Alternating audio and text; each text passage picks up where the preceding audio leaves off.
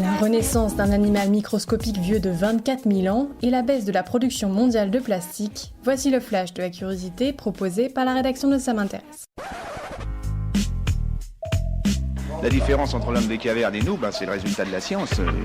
Et ce n'est pas une opinion, c'est de la science. Notre monde n'est pas si moche.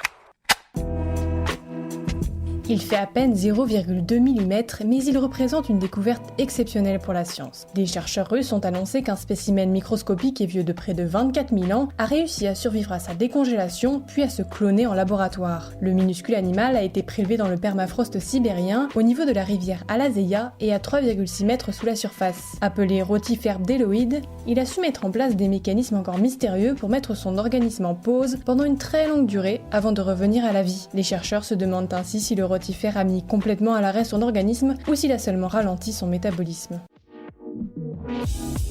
Super, j'adore. Alors écoute-moi bien, je vais essayer d'être clair avec toi. Ouais, génial.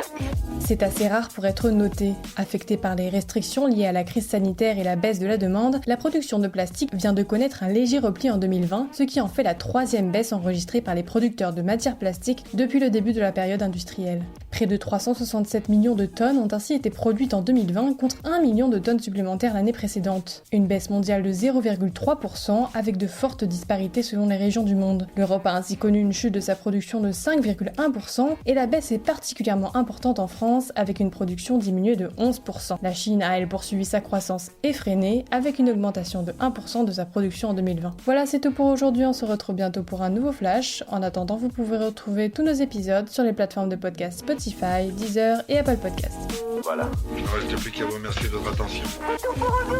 Au revoir.